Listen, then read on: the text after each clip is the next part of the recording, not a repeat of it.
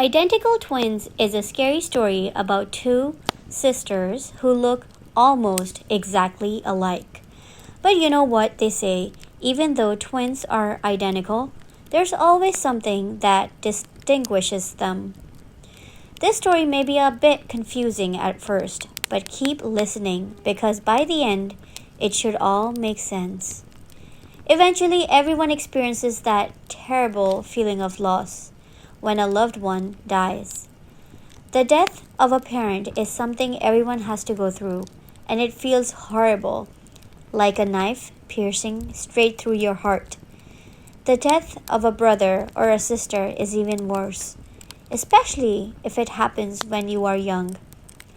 Even worse than that is the death of a child. Your life almost comes to a stop. It's somehow unnatural. Parents are not meant to outlive their children. However, there is one thing that is more painful than all of the above. It's the death of an identical twin.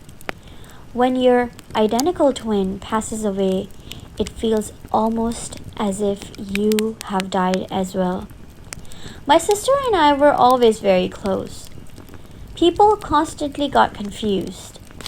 We were identical twins. Instead of being annoying, it was rather amusing and gave us the opportunity to get up to all sorts of mischief. We could always have fun posing as each other and causing as much confusion as possible. May and Kay and May, that's what they called us. At home, we shared the same bedroom and played in the same backyard. At school, we were in the same class and hung out with the same group of friends. After graduation, we went to the same university and we were roommates in the campus dorm. We even fell in love with the same guy, which was so strange, but he eventually chose her, not me. However, he still managed to get me confused with my sister almost every other day, which always amused us. I never had much luck with men. She was the attractive one.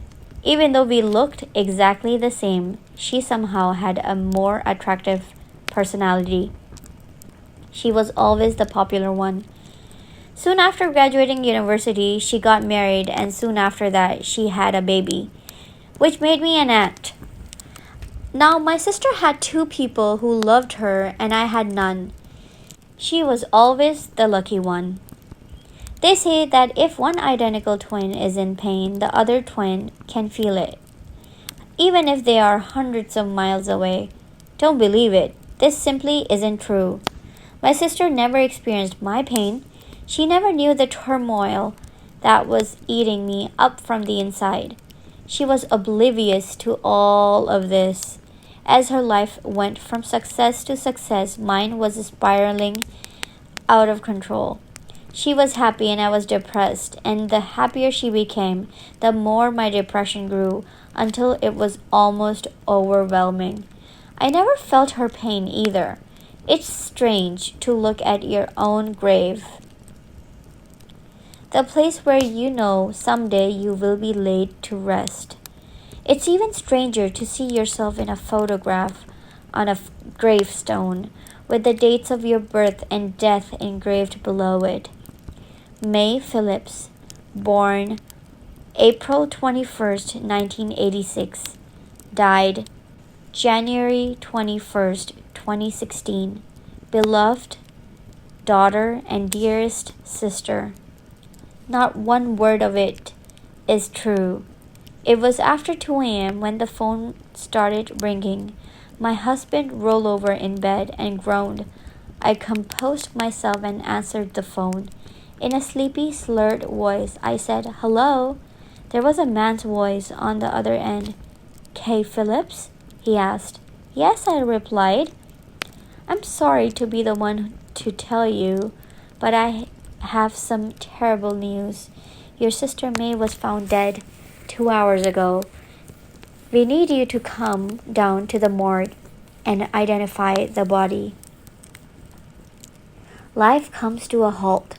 Time stops. A part of you is gone forever. That's what it means to be a twin. I didn't cry. I was still in a state of shock. I just could not squeeze out the tears. How did it happen? I asked. She was murdered, the policeman said, stabbed 10 times in the chest.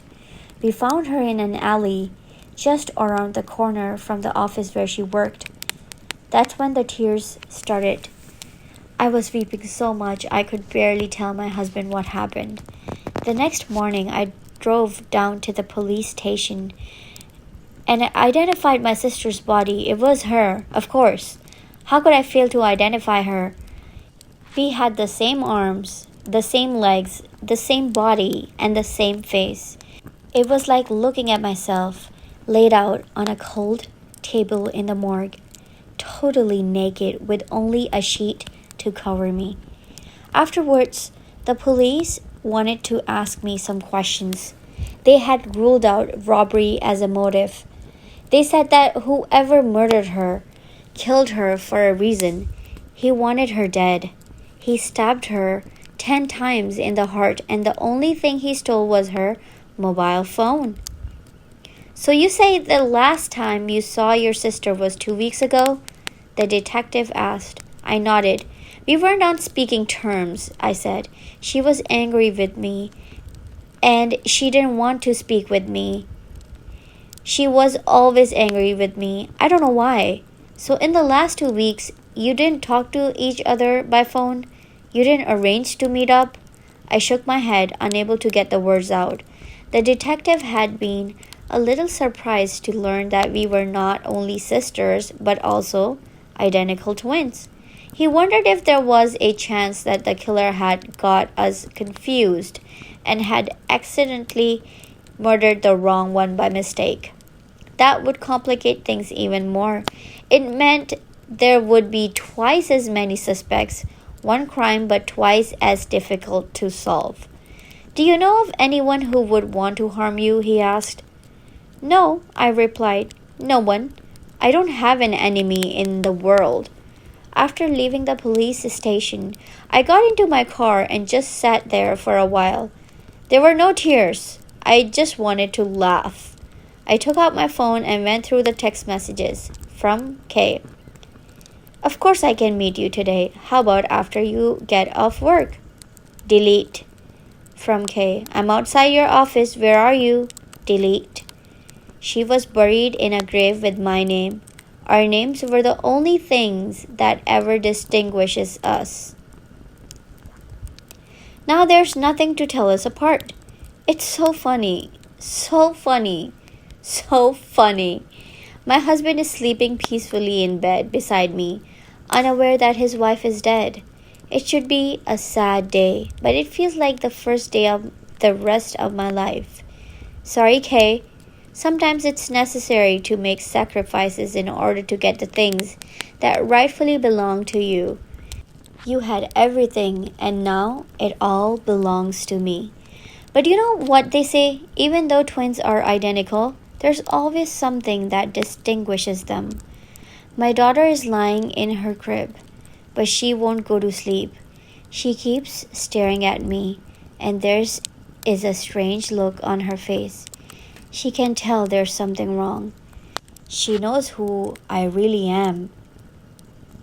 She's the only one who knows, but she can't tell anyone, and by the time she's old enough to speak, she will have forgotten that I am not really her mother.